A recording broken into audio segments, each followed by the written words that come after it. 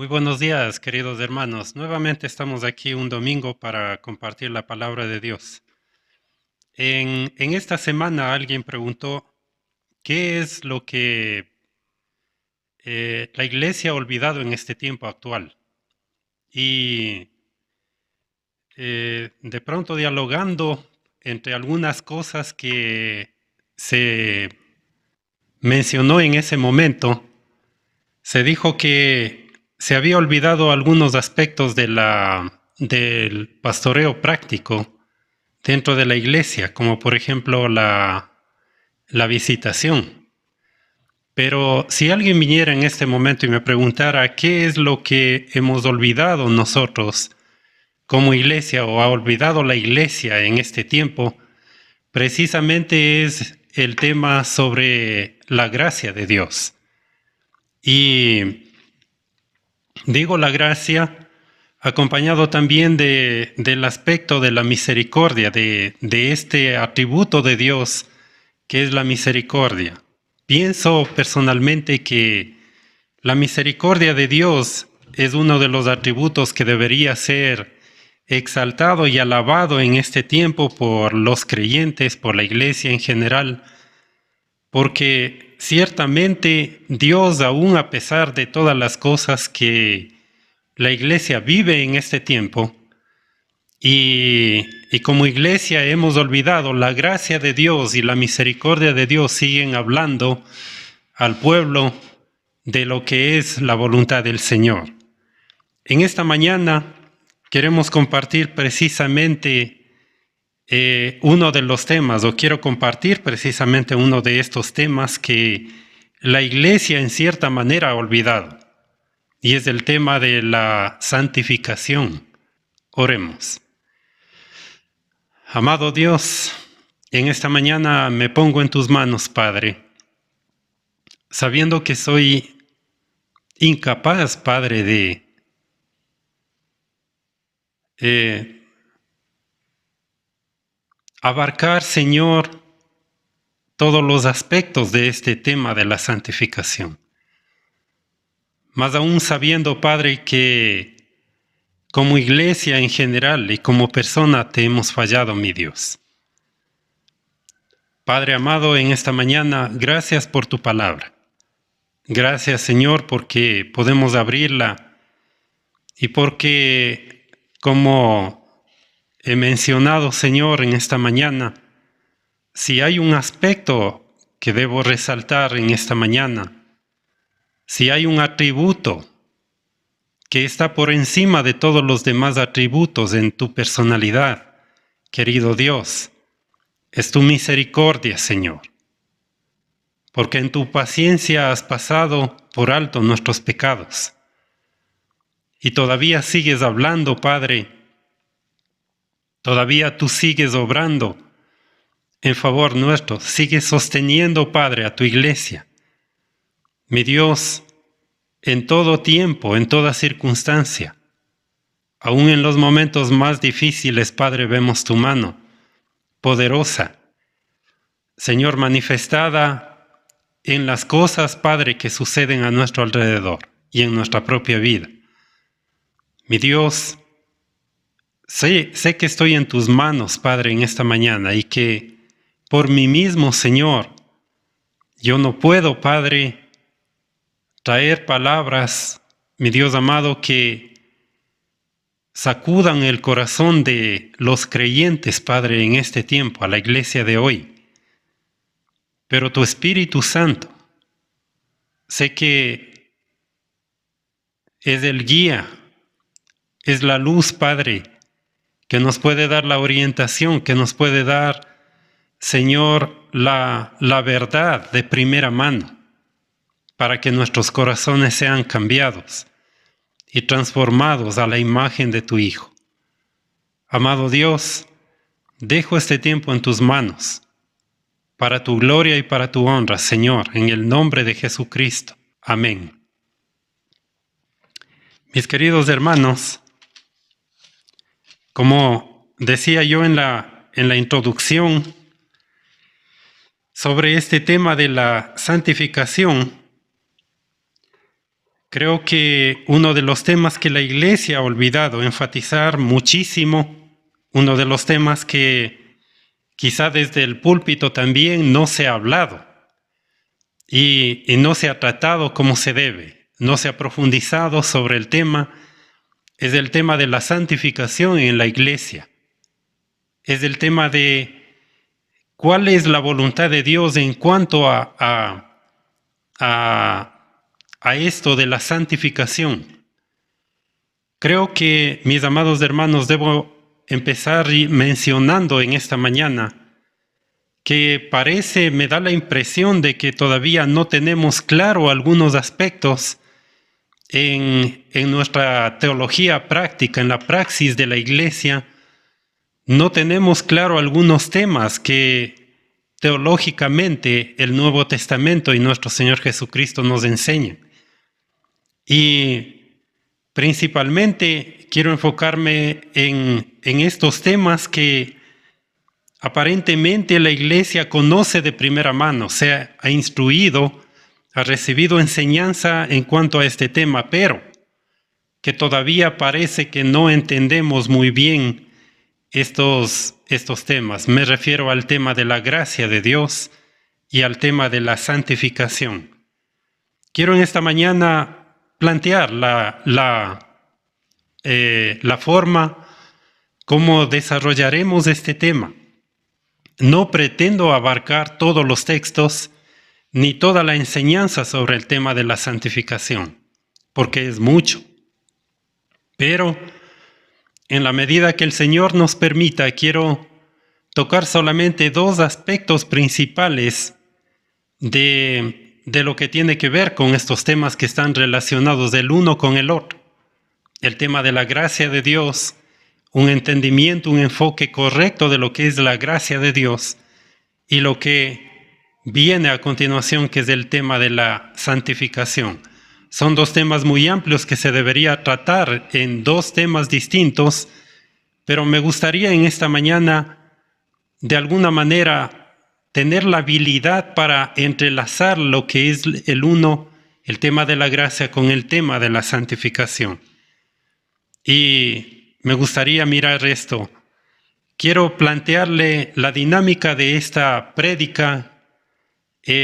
No voy a usar muchos textos, pero sí nos vamos a enfocar primeramente, entonces, sobre una gracia santificadora, la cual el Nuevo Testamento abunda entonces en enseñanza sobre este tema.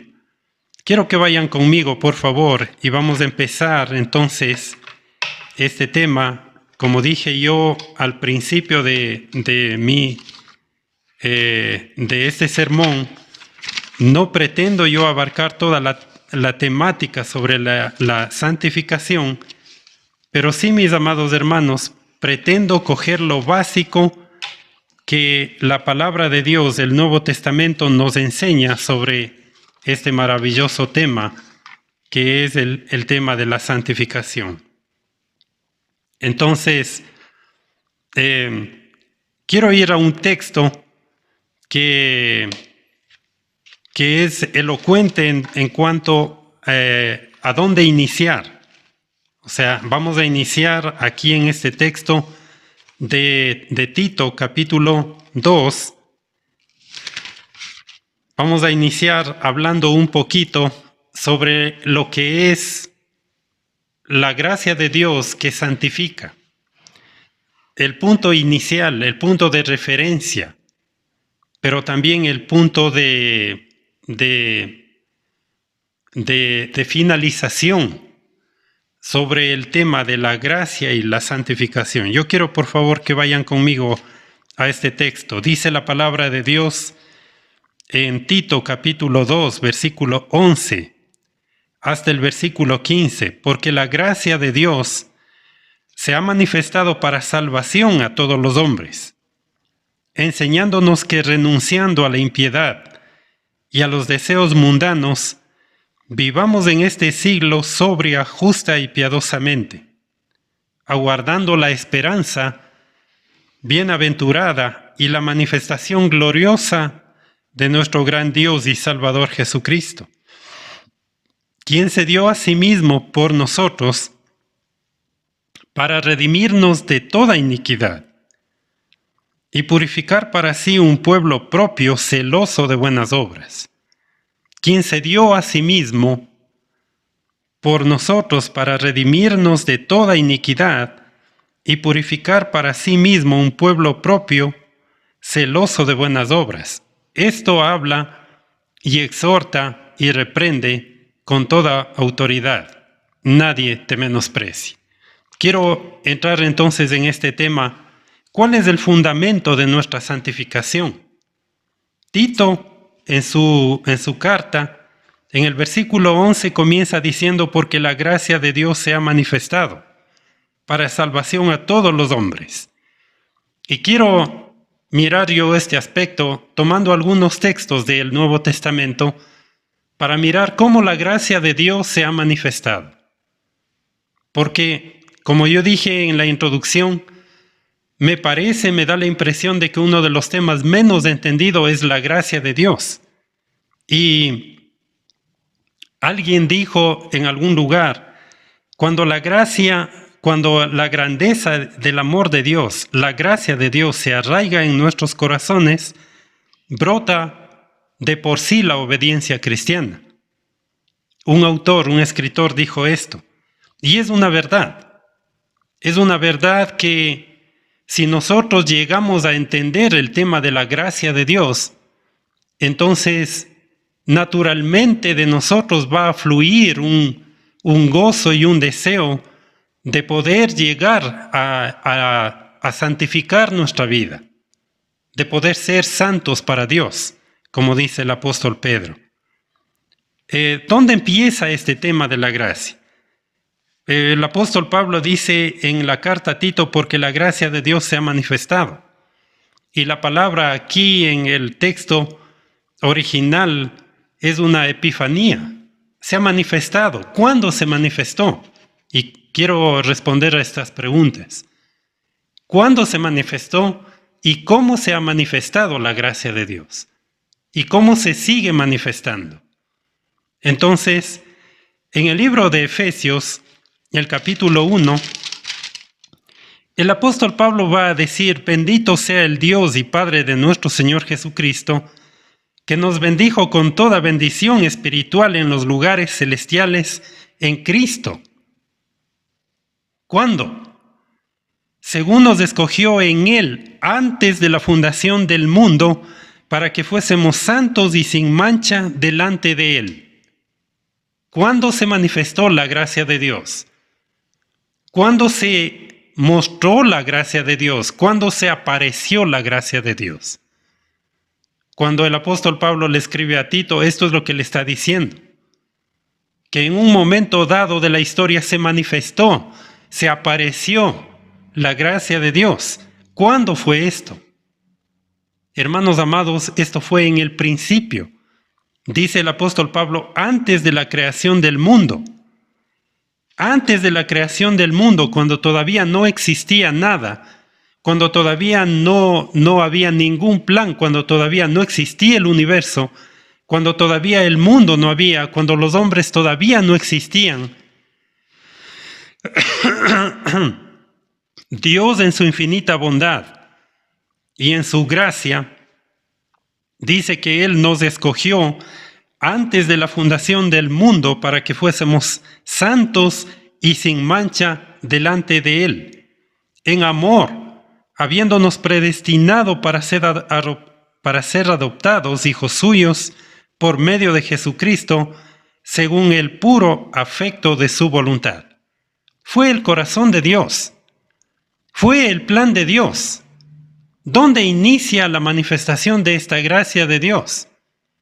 Cuando Él pensó en usted y en mí, mi querido hermano, cuando pensó en ti y en mí desde el principio de la fundación del mundo. Cuando todavía, otra vez repito, nada existía, Dios elaboró un plan perfecto de redención. Dios nos escogió ahí antes de la fundación del mundo. Dios nos separó ahí antes de la fundación del mundo. Y Dios nos dio un propósito ahí antes de la fundación del mundo. ¿Cómo nos escogió? El apóstol Pedro en la primera carta, en el capítulo 1, va a decir que nosotros hemos sido elegidos según la presciencia de Dios en santificación del Espíritu Santo. La bendita Trinidad trabajando desde el principio de todas las cosas, desde el principio de todo en la eternidad pasada, trabajando para el bienestar de aquellos que íbamos a ser herederos de la promesa de la vida eterna y de la salvación en Cristo Jesús. Esto es lo que aquí parte todo entonces este tema de la gracia de Dios. A veces no entendemos, mis queridos hermanos, cuánta gracia y cuán abundante ha sido la gracia de Dios para con nosotros. Y todavía no lo seguimos entendiendo, mis amados hermanos. Porque sin embargo nosotros malinterpretamos lo que es la gracia de Dios, lo que es el amor de Dios y la misericordia de Dios para el hombre pecador.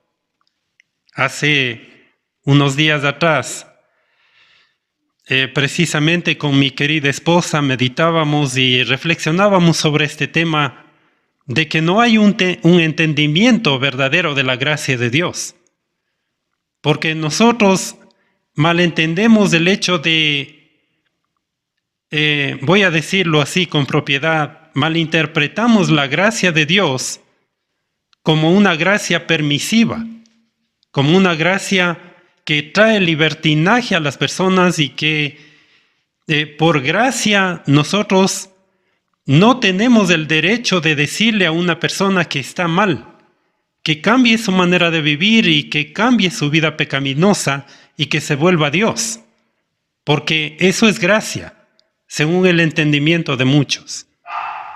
Se dio un acontecimiento en nuestra propia familia esta semana, en donde se dio un suceso. No quiero mencionar con detalles de esta situación, pero hay mucho pecado, hay mucha, digamos así, hay mucho libertinaje. Hay hasta cierto punto, hay un encubrimiento del pecado, es bochornoso pensar en todo lo que se hace abiertamente a la luz del día y sin embargo aquellos que somos creyentes y cristianos malinterpretamos el hecho de esperar que voluntariamente estas personas dejen su pecado y se vuelvan a Dios. Claro que es así, que es la obra del Espíritu Santo que trae convicción de pecado, pero también tenemos el derecho de decirle a la gente que la vida que está llevando no es una vida acorde a los principios del Evangelio, acorde a la voluntad de Dios. No tenemos el valor de decirle, pero tenemos la responsabilidad de decirle a la gente: tu vida está yendo a la condenación eterna porque tu vida es pecaminosa, porque estás viviendo de esta manera, porque estás deshonrando a Dios con tus hechos. ¿Dónde empezó la gracia? Estamos respondiendo a esta pregunta. Empezó entonces en la eternidad pasada. Y decíamos que bajo un plan perfecto de Dios, bajo el amor perfecto de Dios y bajo un plan ideado que nos da un propósito final, Dios en su mente ya planificó hacia dónde nos quería llevar en este mundo, en esta vida. Y nos dio un propósito, eso es lo que normalmente podemos nosotros llamar la predestinación. Somos predestinados en Cristo Jesús para ser santos, mis queridos hermanos. ¿Cuándo? Desde el principio de la creación del mundo, cuando Dios ideó su plan de redención y de salvación a través de la persona de nuestro Señor Jesucristo. Quiero entonces también hablar de cómo lo hizo. Hermanos amados, ¿cómo lo hizo esto? ¿Cómo fue entonces que nosotros llegamos a entrar dentro de este plan perfecto del Señor en este tiempo? ¿Cómo es que nosotros nos hacemos participantes de la gloria de Dios? ¿Cómo es que nosotros nos hacemos parte de este plan perfecto de nuestro Dios desde antes de la fundación del mundo? Vayan conmigo, por favor, a Efesios del capítulo 1, Efesios del capítulo 2, mis amados hermanos. Y quiero brevemente solamente tener una lectura de este pasaje en donde el apóstol Pablo hace una exposición de la condición caída y de la nueva posición en la que Dios nos pone por su bendita gracia. Dice, y Él os dio vida a vosotros cuando estabais muertos en vuestros delitos y pecados. ¿Cómo lo hizo? A través del plan de salvación, a través del plan de redención en la persona del Señor Jesucristo. ¿Cuál era nuestra condición entonces sin conocer a Dios? Cuando todavía andábamos en el mundo, cuando todavía andábamos en tinieblas. Dice, Él os dio vida a vosotros cuando estabais muertos en vuestros delitos y pecados. Nos dio vida, nos sacó de la tumba. Dice que Él nos trajo a la vida de nuevo. Dice, en los cuales anduvisteis en otro tiempo siguiendo la corriente de este mundo, conforme al príncipe de la potestad del aire, el espíritu que ahora opera en los hijos de desobediencia. Todos nosotros, de alguna manera, salimos de ahí, de una vida absurda, de una vida de pecado, en donde nuestros deseos, nuestros pensamientos, nuestras intenciones, nuestras emociones, todo, espíritu, alma y cuerpo, era guiado por el príncipe de este mundo. Y éramos contados como hijos de desobediencia, entre los cuales también todos nosotros vivimos en otro tiempo, en los deseos de la carne, de nuestra carne, haciendo la voluntad de la carne y de los pensamientos, y éramos por naturaleza hijos de ira, lo mismo que los demás, bajo la ira de Dios por nuestra vida pecaminosa, por nuestra condenación en la que estábamos. Dice el versículo 4, y quiero que noten el cambio de tono aquí del apóstol Pablo. Pero la gracia de Dios, dice que es rico en misericordia. Por eso decía yo, si hay un atributo de Dios que podemos exaltar sobre los demás, precisamente es el tema, este atributo de la misericordia de Dios. Pero Dios, que es rico en misericordia, rico, abundante, exuberante en misericordia, dice, por su gran amor con que nos amó, aún estando nosotros muertos en pecados, nos dio vida juntamente con Cristo. Por gracia sois salvos. Ustedes no han hecho nada, porque el muerto no hace nada, porque el que está lejos de Dios y no conoce no tiene fuerzas, vive en debilidad y no puede salvarse a sí mismo. Escúchame lo que estoy diciendo en esta mañana, mi querido hermano. Tú no te salvaste a ti mismo. Dios no te salvó por tus buenas obras o porque un día tú buscaste a Dios.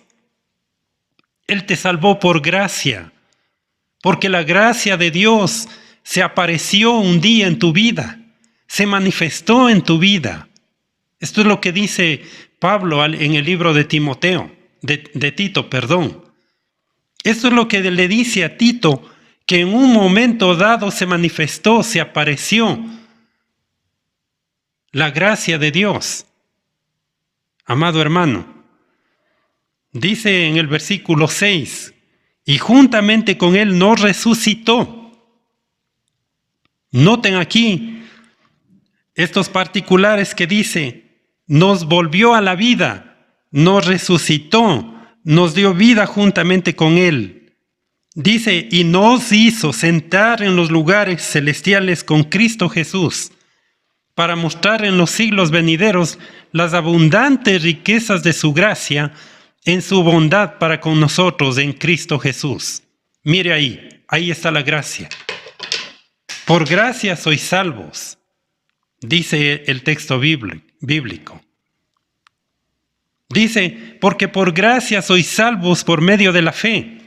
Y esto no de vosotros, pues es un don de Dios, no por obras, para que nadie se gloríe. Amado hermano, ahora, ¿cómo lo hizo esto? ¿Cómo fue que lo hizo esto? Quiero que vayan por favor conmigo al libro de Hebreos. Quiero leer unos 2 pasajes aquí, empezando en el capítulo 9 del libro de Hebreos, el versículo 11 hasta el versículo 14, y luego me voy a saltar. Dice, pero estando ya presente Cristo, sumo sacerdote de los bienes venideros, por el más amplio y más perfecto tabernáculo no hecho de manos, es decir, no de esta creación, y no por sangre de machos cabríos, ni de becerros, sino por su propia sangre, entró una vez para siempre en el lugar santísimo, habiendo obtenido eterna redención. Déjenme explicarles estos 2 versículos. Habla el capítulo 8 y el capítulo 9, el autor de Hebreos entra a explicar cómo era el sistema sacrificial en el Antiguo Testamento. Y habla del tabernáculo, habla de las partes del tabernáculo, había el lugar santo, el lugar santísimo, y había también el servicio sacerdotal dentro del tabernáculo. Ahora, ¿qué pasa aquí? Y ahí es donde el autor de Hebreos hace una tremenda diferencia entre lo que pone la pauta de lo que Cristo hizo en favor nuestro por la gracia de Él. Dice, ahí explica el autor de Hebreos que los sacerdotes solamente una vez al año entraban en el lugar santísimo. Esto es muy conocido, se ha hablado de esto, pero dice que por los propios pecados ofrecían primeramente un sacrificio expiatorio por los pecados de ellos. Pero luego entonces tenían que salir, cambiarse de ropaje, bañarse, ponerse todo limpios y de nuevo entrar con un nuevo sacrificio al lugar santísimo para ofrecer entonces ahora un sacrificio propiciatorio por los pecados del pueblo. Y esto lo hacían repetitivamente una vez al año, cada que era necesario. Entraba el sumo sacerdote en el lugar santísimo. Pero aquí es donde hay el cambio de tema. En el versículo 11 dice, pero estando ya presente Cristo, sumo sacerdote de los bienes venideros, por el más amplio y más perfecto tabernáculo, no hecho de manos, es decir, no de esta creación, y no por sangre de machos cabríos ni de becerros, sino por su propia sangre, entró una vez y para siempre en el lugar santísimo, habiendo obtenido eterna redención. Una sola vez, un solo sacrificio, llevó a cabo la eterna redención de nuestras almas, de la tuya y de la mía. El sacrificio de Cristo. En el versículo 13 dice, porque si la sangre de toros y de los machos cabríos y las cenizas de la becerra, rociadas a los inmundos, santifican para la purificación de la carne, escucha esto, cuanto más la sangre de Cristo, el cual mediante el Espíritu eterno se ofreció a sí mismo sin mancha a Dios, limpiará entonces vuestras conciencias de obras muertas para que sirváis al Dios vivo. ¿Cómo lo hizo? ¿Cómo es que nos hacemos participantes de esta gracia? De esta gracia que empezó en la eternidad pasada, con una elección, con un plan, con una predestinación a ser hechos santos a la imagen del Señor Jesucristo, por el sacrificio de Jesús. Porque Él un día voluntariamente se hizo hombre, se encarnó y vino a este mundo y fue a la cruz del Calvario para pagar mis pecados y los tuyos, mi querido hermano. Ahí en esa cruz, que para unos es locura y para otros es abominación, pero en esa cruz del Calvario fue pagado mi pecado y le costó a mi Dios, a mi Señor, su propia sangre para redimirme de toda iniquidad, para sacarme de la basura y de la escoria donde vivía. Aún sin embargo no entendemos hasta qué punto Dios ha sido lleno de gracia y de misericordia. Bendito sea el Señor. Dice, si en el sacrificio antiguo, si en el holocausto antiguo que se ofrecía quemado de un becerro o de una oveja, había tanta gracia, tanta misericordia que pasaba por alto los pecados del pueblo, cuanto más la sangre de Cristo, el cual mediante el Espíritu Eterno se ofreció a sí mismo sin mancha a Dios, limpiará vuestras conciencias de obras muertas para que sirváis al Dios vivo. ¿Lo ve? Salvos para ser santos por el sacrificio de Jesús. Dice así que es mediador de un nuevo pacto, para que interviniendo muerte para remisión de las transgresiones que había bajo el primer pacto, los llamados reciban la promesa de la herencia eterna. ¡Qué lindo! Hermanos amados, voy a saltarme unos versículos para mencionar nuevamente el tema reiterativo del libro de Hebreos, que el sacrificio de Jesús en la cruz del Calvario santifica entonces al creyente. Pero necesito explicar lo que viene a continuación. Dice, en esa voluntad somos santificados. Capítulo 10, versículo 10. En esa voluntad de Jesús de ir a la cruz del Calvario, en esa voluntad somos santificados mediante la ofrenda del cuerpo de Jesucristo hecha una vez y para siempre. Ahí somos santificados. Ahí somos santificados, hermanos. Dice el versículo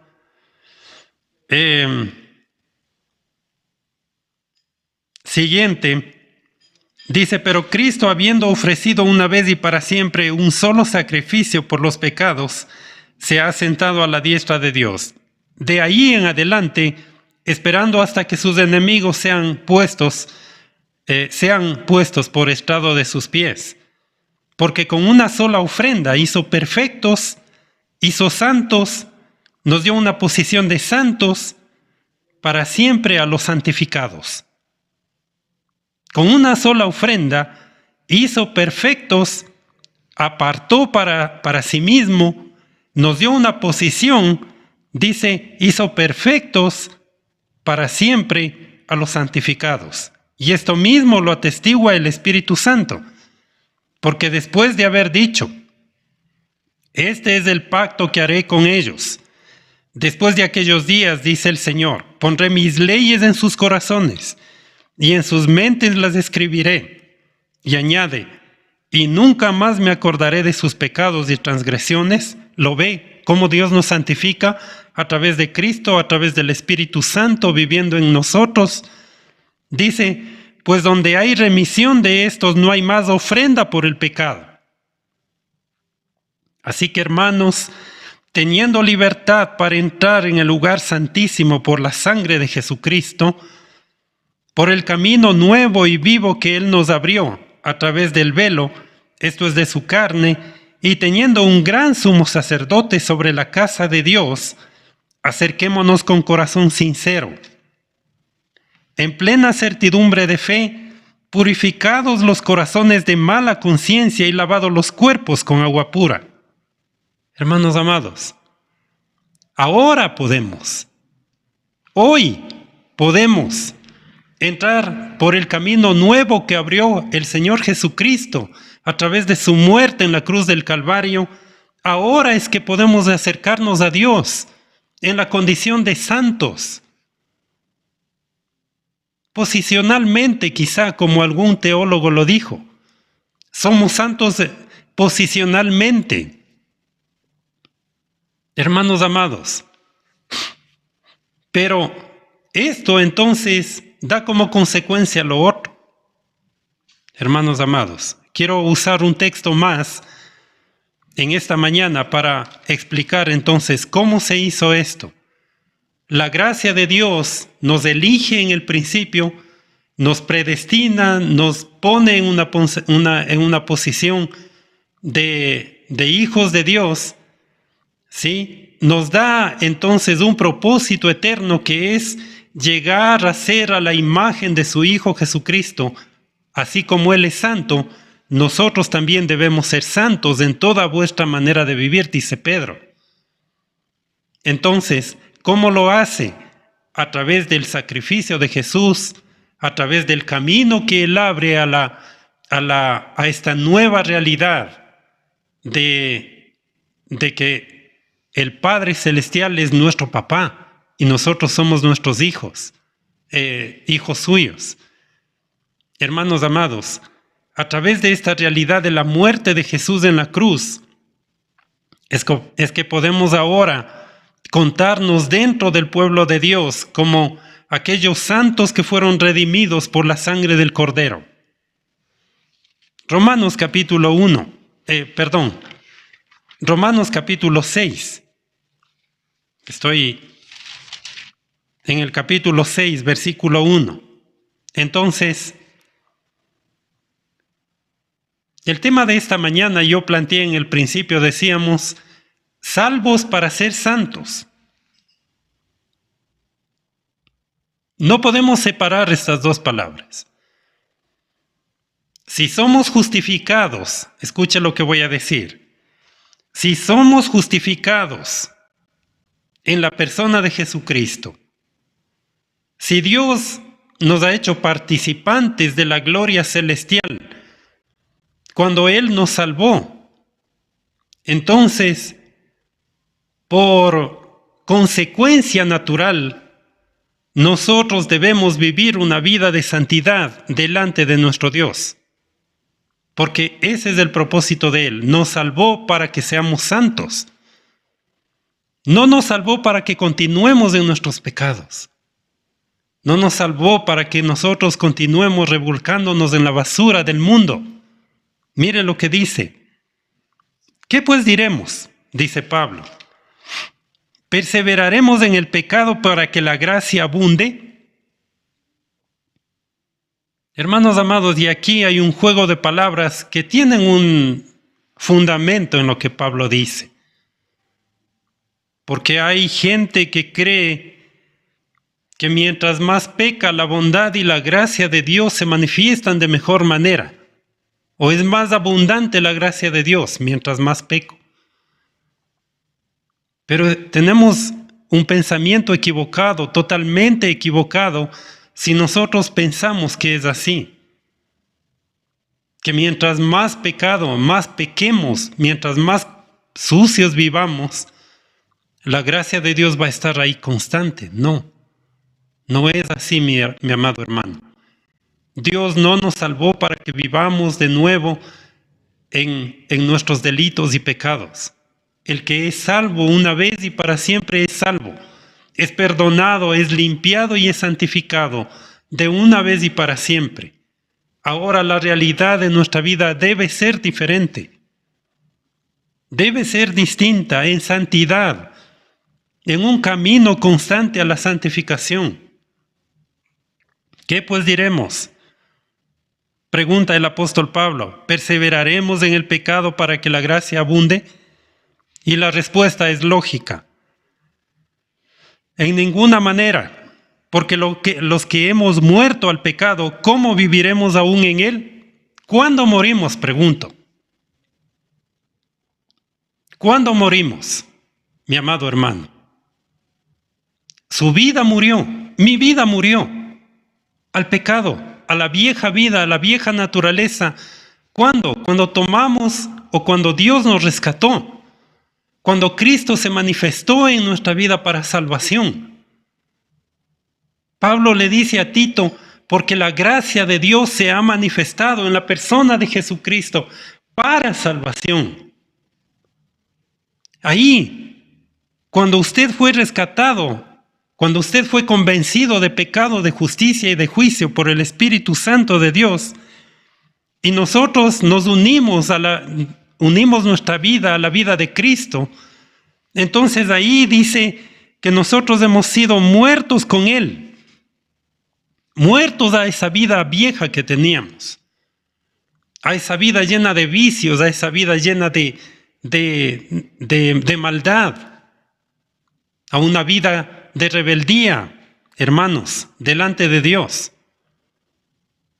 que no nos importaba realmente si vivíamos bien o si vivíamos mal, si la gente nos miraba bien o nos miraba mal. No nos importaba si la gente nos tildaba como pecadores o como lo que sea, pero no había ninguna conciencia de lo que era la voluntad de Dios para nosotros. En ninguna manera, dice Pablo, porque los que hemos muerto al pecado, ¿cómo viviremos aún en él? Es imposible. Pablo está diciendo, es imposible que un justo, una persona que ha sido justificado en la sangre del Cordero de Dios, vuelva a vivir la vida pecaminosa que siempre ha tenido. La consecuencia lógica, hermanos, es de que si soy salvo, pues soy santo. Vivo en una constante santificación. ¿O no sabéis que todos los que hemos sido bautizados en Cristo Jesús, hemos sido bautizados en su muerte? Hemos sido metidos en el sacrificio de Él, muertos en su misma muerte, valga la redundancia. Porque aquí hay un entendimiento de que el bautismo es meternos dentro de. Y el apóstol Pablo de alguna manera quiere decir esto. ¿No sabéis, dice él? Ustedes no saben como creyentes que ya han sido metidos en la persona de Jesucristo, en la vida de Jesús. Han sido incorporados al cuerpo de Cristo, a la iglesia de Dios. Y no necesitan seguir pecando. Porque somos sepultados juntamente con Él para muerte. Por el bautismo. A fin de que como Cristo resucitó de los muertos por la gloria del Padre, así también nosotros andemos en vida nueva, en novedad de vida. Todo nuevo. Ya la vida vieja quedó atrás. La vida vieja ya pasó. Que sea una realidad cuando en la iglesia cantamos este cántico, que la vida vieja ya hemos dejado. Hermanos amados, hay un coro antiguo que no recuerdo en este momento totalmente la letra, pero dice, la vida vieja ya he dejado. Que sea una realidad esto, mi amado hermano. Ahora quiero centrarme, hermanos, en la segunda parte, gracia que santifica en toda la extensión de la palabra. Gracia que salva, pero gracia que santifica también en segundo lugar. Hermano amado, Tito, volviendo al libro de Tito, el capítulo 2, en el versículo 12 dice, enseñándonos. Ahora mire qué maravilloso que es este texto. Cuando no solamente se apareció un día la gracia de Dios para la salvación de nuestra alma, sino que también en el versículo 12 dice que esta misma gracia nos ha enseñado, nos ha instruido, que renunciando a la impiedad y a los deseos mundanos, vivamos en este siglo sobria, justa y piadosamente. Aquí utiliza tres cosas muy importantes: la sobriedad, la justicia y la piedad. Pero dice que no solamente Dios nos salvó y nos dejó ahí, No, mis amados hermanos, esta es esta misma gracia que nos acompaña constantemente en nuestro diario vivir a través del poder del Espíritu Santo para producir los frutos que necesitamos producir, para vivir la vida que Dios quiere que vivamos. Entonces, quiero darle una palabra de ánimo en esta mañana. No es usted quien se santifica a usted mismo. Es que Dios no ha terminado su obra.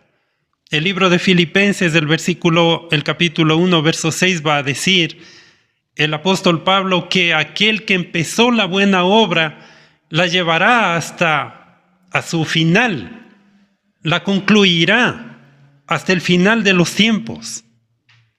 Quiere decir, hermanos amados, que la misma gracia que nos salvó, la misma gracia que nos eligió, la misma gracia que en la persona de Jesucristo proveyó para nosotros salvación, esta misma gracia entonces es la que nos está acompañando, enseñándonos, instruyéndonos y capacitándonos, hermanos amados, para poder vivir la vida santa que Dios pide que nosotros vivamos en este mundo, como hijos de Dios, enseñándonos que renunciando a la impiedad y a los deseos mundanos, vivamos en este siglo sobria, justa y piadosamente.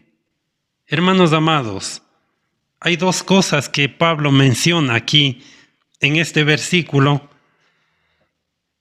que de alguna manera está diciendo, ahora que ustedes son cristianos, no deben vivir de esta manera. Dice, primeramente, renunciando a la impiedad. Impiedad. ¿Cuál es el entendimiento de impiedad? Estuve investigando, mis amados hermanos, y la impiedad tiene que ver con una falta de reverencia a las cosas santas y a Dios. Te digo a ti, joven, y te digo a ti, hermano, también, hermano que normalmente te identificas como un cristiano, que vienes a la iglesia, que participas de la adoración aquí, pero que sin embargo tu vida no está de acorde a los preceptos de Dios. Hermano amado, a ti te digo esta palabra. Dios en su bendita gracia quiere instruirte y quiere capacitarte para que renuncies a la rebeldía, renuncies a esta falta de reverencia que a veces tenemos a lo que Dios ha pedido, a los mandamientos del Señor, a la vida que Dios ha pedido que vivamos, al respeto, al temor a Dios que nosotros debemos tenerle, al respeto y al amor que debemos tener a los que nos rodean, a nuestro prójimo. Amado hermano, hay una falta de reverencia, hay una falta de temor, hay una falta de respeto a Dios, a las cosas sagradas, a la iglesia aún, a todo lo que llamamos, a todo lo que es la voluntad de Dios. Hay una falta de reverencia. Y dice el apóstol Pedro que esta gracia de Dios nos pide que renunciemos a ser irreverentes con Dios, a ser irreverentes con la iglesia, a ser irreverentes con el pueblo santo de Dios, a ser rebeldes con lo que Dios nos ha pedido que hagamos. Y luego dice, en segundo lugar, que la misma gracia de Dios que nos salvó en la persona de Jesucristo, cuando Él murió y derramó su sangre en la cruz del Calvario, ahora dice que nos enseña a renunciar a los deseos mundanos. Y que luego de esto, cuando nosotros aprendamos a renunciar a los deseos mundanos, vivamos en este siglo sobria, justa y piadosamente. Es la labor que Dios quiere que hagamos usted y yo. Esta es la voluntad de Dios. Un profesor del seminario siempre decía cuando usted va a la Biblia encuentra 3 cosas importantes que nunca debe olvidarse. ¿Sí? ¿Quién es Dios? ¿Quién soy yo? ¿Y qué pide Dios para mi vida? Quizá usted ha pasado muchos años en la iglesia. Quizá usted es un cristiano ya de antaño, de muchos años de vivencia cristiana, entre comillas, pero que todavía no ha entendido que Dios nos está llamando a vivir una vida santa. Ese es el propósito, es el meollo del asunto. No es solamente el hecho de congregarse, venir a la iglesia, adorar aquí, de alguna manera hasta con hipocresía, amado hermano. Venimos a la iglesia con una máscara de santidad.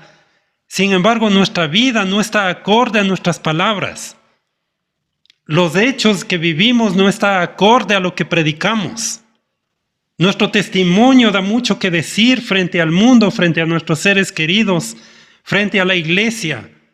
Por eso no nos creen.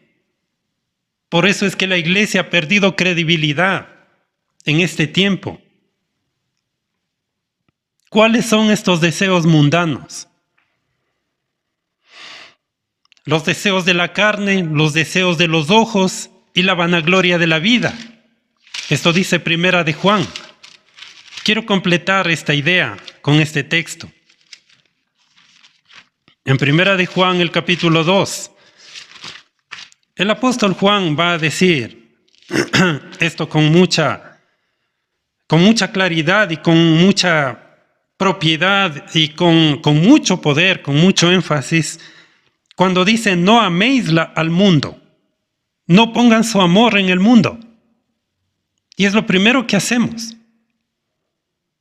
Pastor, no fui a la iglesia, ¿por qué?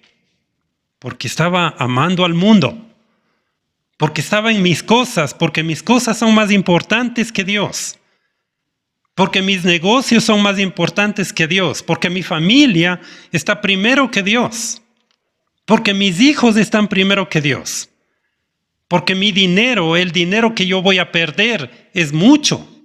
¿Cómo voy a dejar el negocio por ir al templo el día domingo? No améis al mundo ni las cosas que están en el mundo, dice Juan.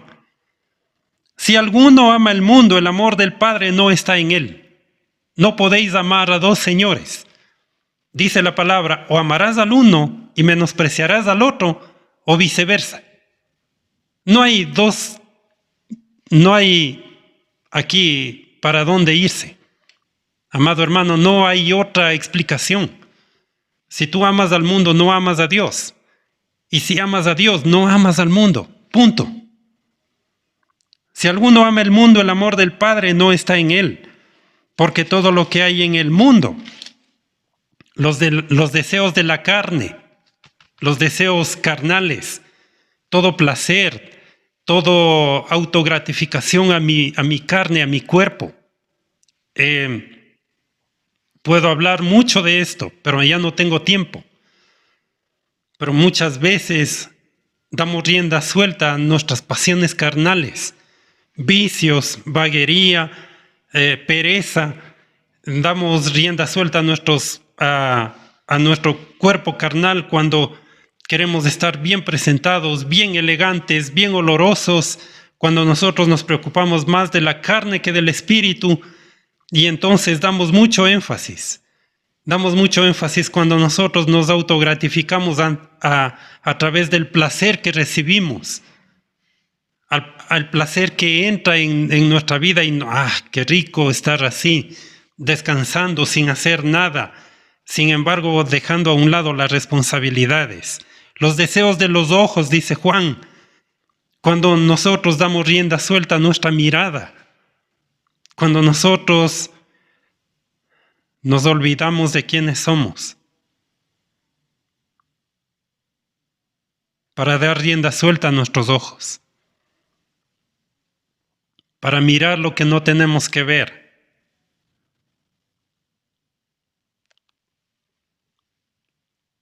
para pecar deliberadamente. Usted sabe de qué estoy hablando.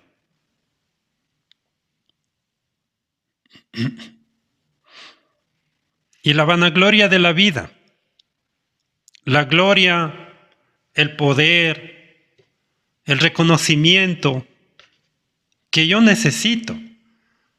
Mucha gente, muchos hermanos, muchas personas en la iglesia dicen: el pastor no me saludó en la iglesia el día domingo. Necesito que me reconozcan, necesito que reconozcan mi trabajo. Yo soy importante, nadie se preocupa por mí. La vanagloria de la vida. Puedo poner el ejemplo también del poder, cuando nosotros queremos adquirir poder y poder y poder en nuestra vida. Ser los amos del mundo, los protagonistas de todo. Aquellos que necesitan ser puestos en un pedestal por encima de todos los demás. Dice que todo esto no proviene del Padre, sino del mundo.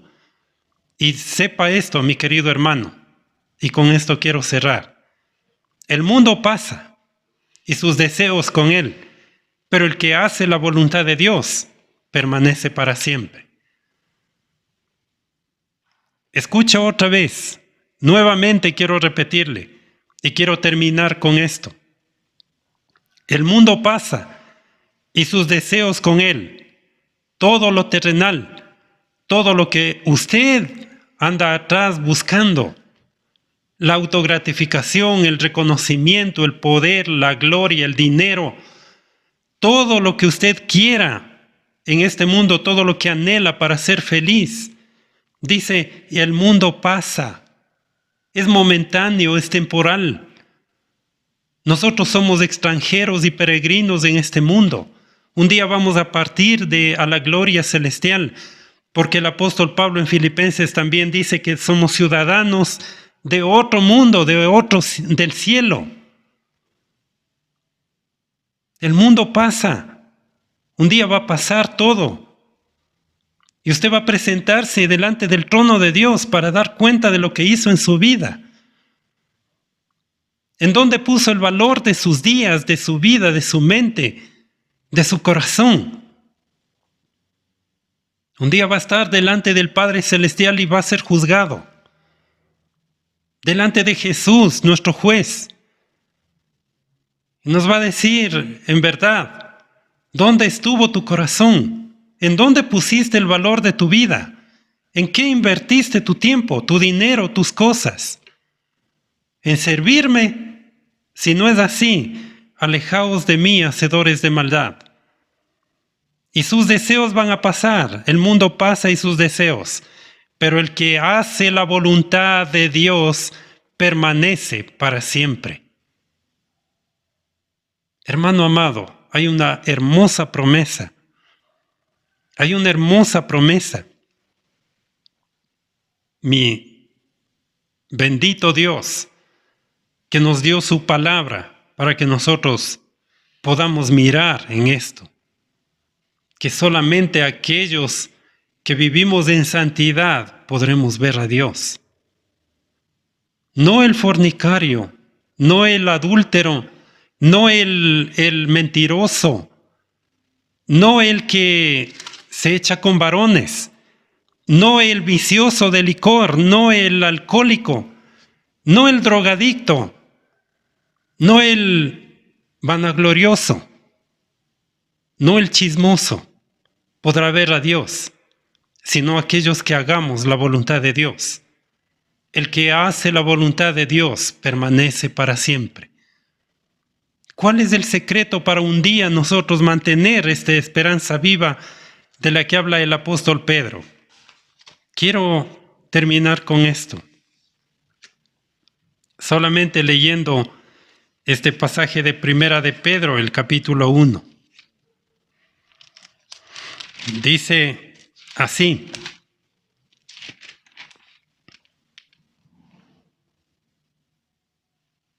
bendito sea el Dios y Padre de nuestro Señor Jesucristo, que según su grande misericordia nos hizo renacer para una esperanza viva. Por la resurrección de Jesucristo de los muertos, para una herencia incorruptible, incontaminada, e inmarcesible, reservada en los cielos para vosotros, que sois guardados por el poder de Dios mediante la fe, para alcanzar la salvación que está preparada, para ser manifestada en el tiempo postrero. Otra vez voy a repetir, mis amados hermanos, y quiero terminar con esto. Bendito sea el Dios y Padre de nuestro Señor Jesucristo, que según su grande misericordia nos hizo nacer de nuevo para una esperanza viva, por la resurrección de Jesucristo de entre los muertos, para una herencia incorruptible. Un día vamos a estar en este lugar precioso y nuestro Jesús va a ser nuestra herencia, incontaminada, inmarcesible, reservada en los cielos para vosotros, que sois guardados por el poder de Dios. Él mismo nos guarda. Esta gracia que nos salvó nos está guardando para ese día final, donde abrazaremos la salvación perfecta de Cristo para cada uno de nosotros, donde todo será consumado, donde llegará el día de nuestra santificación final. Dice: sois guardados por el poder de Dios mediante la fe, para alcanzar la salvación que está preparada para ser manifestada en el tiempo postrero. Amado hermano, yo quiero decirle que lo único que nos aguarda, lo único que debemos permanecer haciendo, es en esta esperanza viva, en esta esperanza de que un día llegaremos a ser como Él, santos y sin mancha. Un día todo terminará, el sufrimiento, la tribulación, nuestra lucha terminará. Podremos decir con criterio, podremos decir con todo nuestro corazón: hice tu voluntad. Peleé la buena batalla, guardé la fe, perseveré en ti, Señor. Aquí estoy. Gracias. Yo te doy gracias, Señor, en esta mañana, por tu gran amor, por tu gran misericordia, porque a través de estos textos, Padre, permites entender que la gracia tuya ha sido tan abundante, a la vez que inmerecida, porque lo único que te hemos hecho es abofetearte en la cara. Lo único que hemos hecho es malutilizar la gracia. Lo único que nosotros hemos hecho, Señor, es malinterpretar que tú nos has dado la libertad de ser tus hijos para vivir como nos da la gana. Y te pedimos en esta mañana perdón. Perdón porque quizá por ignorancia, pero en la mayoría de los casos por nuestro propio pecado, por nuestra propia voluntad, es que no hemos llegado a vivir en santidad para ti. Amado Dios, gracias por esta mañana y gracias por tu palabra, que nos hace entender claramente, Señor, que la gracia tuya es aquella que nos ha salvado, nos ha justificado, nos ha elegido y nos ha puesto en el lugar donde estamos, pero que también nos ayuda, produce en nosotros el querer como el hacer para hacer tu voluntad, para ser santos, para seguir luchando, Señor, en este mundo, para asumir la responsabilidad de hijos tuyos, que te den la gloria, la honra y el poder a ti, a través del testimonio vivencial que nosotros presentamos al mundo. Ayúdanos, Señor, como iglesia, a ser la luz y la sal de este mundo, a presentar un testimonio claro, Señor, de quiénes somos. Ayúdanos, por favor, ayúdanos con nuestras debilidades, ayúdanos con nuestras faltas, con nuestro pecado. Ayúdanos, Señor, con la negligencia y con la pereza, Señor, para hacer tu voluntad. en el nombre de Jesús. Amén.